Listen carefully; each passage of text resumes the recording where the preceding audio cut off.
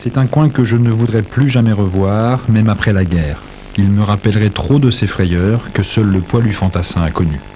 Même après la guerre, il me rappellerait trop de ses frayeurs que seul le poilu fantassin a connu. Et donc voilà, sur laquelle il pose dans les tranchées. Et donc voilà, sur laquelle il pose dans la petite histoire. Et c'est en mémoire de ce grand-père, soldat à Verdun, et en partie pour son fils William, né exactement 100 ans après son arrière-grand-père, que Bertrand Didier a écrit Le Talon d'Achille des Panhards, pour transmettre sa propre histoire, celle de sa famille, et surtout l'incroyable amour qui le liait à sa grand-mère, cette femme d'exception, comme il aime à l'appeler. J'ai été passionnément amoureux, il faut dire le mot, de ma grand-mère. J'étais très très proche d'elle et je crois pouvoir dire que c'était réciproque. Je pense que ma grand-mère, sans la mettre sur un piédestal, était quand même quelqu'un d'idéal. Je pense que humainement parlant, etc., c'était quelqu'un qui avait énormément de qualités de cœur, qui était également très drôle, c'est difficile d'en parler comme ça, mais... Et pourtant, il en parle incroyablement bien. Au fil des pages, il nous fait découvrir cette grand-mère tellement idéale qu'elle nous en devient presque familière. Les souvenirs d'enfance deviennent les nôtres. La délicatesse du propos et l'émotion qui s'en échappe donnent doucement d'un visage à ce personnage, le visage de toutes celles qui peuplent nos mémoires. Ainsi prit naissance leur amour en ces séjours idylliques du petit garçon chez sa grand-mère. En ces journées où, tout embué de sommeil, titubant de rêve et descendant avec précaution le grand escalier, il trouvait ses tartines beurrées saupoudrées de miettes de chocolat et le café au lait fumant à la surface duquel sa grand-mère trempait les lèvres. Elle était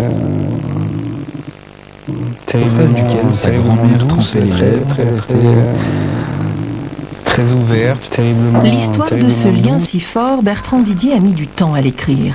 Plusieurs années pour la transmettre, pour offrir à son fils la mémoire d'une famille, le souvenir d'instants particuliers et pourtant quotidiens, des moments anodins de partage du temps qu'il vit aujourd'hui de l'autre côté, celui des adultes. Il a fallu des années et sans doute beaucoup de souffrance. Qu'il vit aujourd'hui de l'autre côté, celui des adultes. Il a fallu des années et sans doute... La disparition de ma grand-mère, la façon dont ça s'est passé.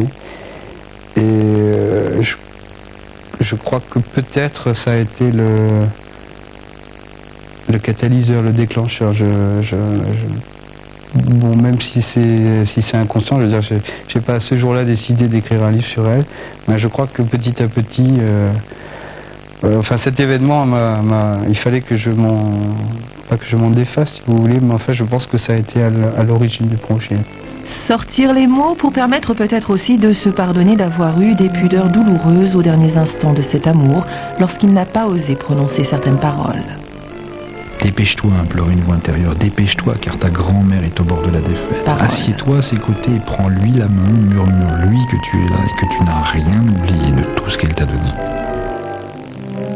10 fois il fut sur le point de la serrer dans ses bras et de lui dire qu'il l'avait aimée comme un fou, et 10 fois il se retint, pauvre lâche qu'elle adorait et dont elle vantait à tout le monde la vaillance, pauvre imbécile qui pensait encore que Dieu allait la tirer d'affaire. Elle était quand même assez gravement malade et on l'a trimballée d'hôpital en hôpital, moi des hôpitaux dans lesquels on voyait des choses assez dures, j'avais 20 ans, un peu moins de 20 ans, aller dans ces services-là pour moi c'était épouvantable, et donc moi j'y allais pour être très franc, mais je me portais je détestais aller là-bas, ça me faisait peur, j'étais très mal à l'aise. C'est certain que c'est quelque chose que je me suis reproché, donc de ne pas être allé la voir plus souvent, alors que moi j'habitais pas loin, vous voyez, donc on fait toujours faire mieux. Et oui, c'est certain que ça a été un remords. Donc qu'en écrivant ce livre, je ne dis pas que je fais table rase du remords, c'est pas ça, c'est pas un pardon que je m'accorde, mais c'était quand même une façon on va dire d'équilibrer les plateaux de la balance, on va dire ça comme ça.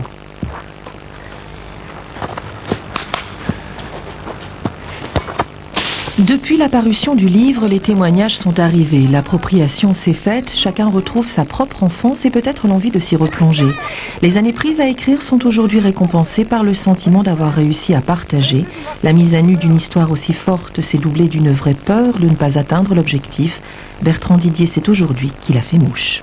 Le plus inattendu et peut-être le plus satisfaisant, le retour de gens que je connaissais ni d'Ève ni d'Adam et qui m'ont écrit en me disant bon ben voilà, on a retrouvé, c'est un petit peu ce qu'on disait au départ, donc telle ou telle anecdote, on a retrouvé telle odeur, tel chapitre nous a évoqué notre grand-mère, notre grand-père. Enfin, donc le fait qu'effectivement les gens partagent ce bouquin, pour moi c'était, je vous dis, le plus merveilleux des cadeaux.